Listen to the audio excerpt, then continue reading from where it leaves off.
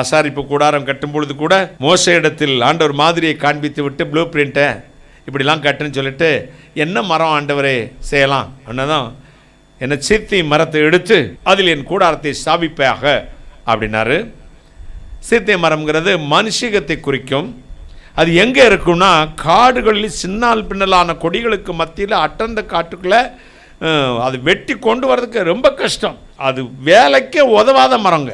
உள்ள சோறு அடைஞ்சிருக்கும், இல்லாட்டி உளி தெரிச்சு போகும். ஒன்றுக்குமே உதவாமல் காட்டுக்குள்ளே உலகத்துக்குள்ளே உலக சிநேகத்துக்குள்ளே அழுக்குக்குள்ளே புதஞ்சு கிடக்கிற ஒன்னே கர்த்தர் வெட்டி மாற்ற சொன்னார். கைகளை தட்டி வெளியே கொண்டு வந்தாச்சு. அப்புறம் பார்த்தாரு, ஏ மோசே, இந்த மரத்தோட ஜாதி ஏதாவது தெரிஞ்சிருமாப்பா? ஆமாம், கிளை கொலையை பார்த்தா இலையை பார்த்தால மாமரம் தேக்கு மரம் ஈட்டி மரம்னு தெரிஞ்சிடாதா?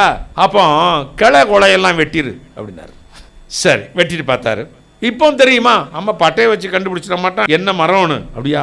கிளையை வெட்டின பிறகுமா தெரியுதுயா, சாதி தெரியுதா, அந்த மரத்தோட என்ன ஜாதின்னு தெரியுது. ஆமாம், அப்போ பட்டையை கழட்டுப்பா அப்படின்னாரு. பழைய மனுஷனை கழட்டி வெளியே போடுனாரு. சரி, பட்டையை கழட்டின இப்பவும் தெரியுமா? ஆமாம், கலரை வச்சு கண்டுபிடிச்சிருவார்ல. தோதகத்தி, இது ரோஸ் வுட்டு, இது படாக்கு, இது டீக்கு, இது பர்மாத்தேக்கு, இது கொல்லந்தேக்குன்னு தெரிஞ்சதில்லைங்க. என்ன செஞ்சால் அந்த சாதி அதை விட்டு போக மாட்டேங்குத. அறுத்துருப்பா, துண்டு துண்டா வெட்டி போடு அப்படின்னாரு. துண்டு துண்டா வெட்டியாச்சுங்க. இப்போ தெரியும் சார். அப்போ பலகையா சீவு அப்படின்னாரு. சீவி இழைச்சி பார்த்தான், இழைச்சிட்டு வைக்கிறான் பலகையா. இப்போ தெரியுமா? இப்பவும் தெரியும். என்னப்பா என்ன செஞ்சாலும் இது அதோடைய குணம் மாற்ற முடியலையே. சாதி தெரிஞ்சுக்கிட்டு தானே இருக்கு. இந்த மரமே தெரிய வேண்டாம். இந்த மரத்தை முழுவதும், இந்த பலகைகளை முழுவதும் பசும் பொன் தகட்டினால் மூடிவிடு, தேவ மகிமையினால் மூடிடு. ஜாதியும் தெரியாது, குலமும் தெரியாது, சுவாமி தெரியாது. எங்கே மறைந்திருக்கிறாய்? வெளியே பார்க்கும்போது என்ன தெரியும்? பசும் பொன் மட்டும்தான் தெரியும். இயேசுவின் இரத்தத்தினால் கழுவப்பட்ட உனக்கு கார்த்திகை தெரியக்கூடாது, பொன்மதி வான்மதி தெரியக்கூடாது. யார் தெரியணும்?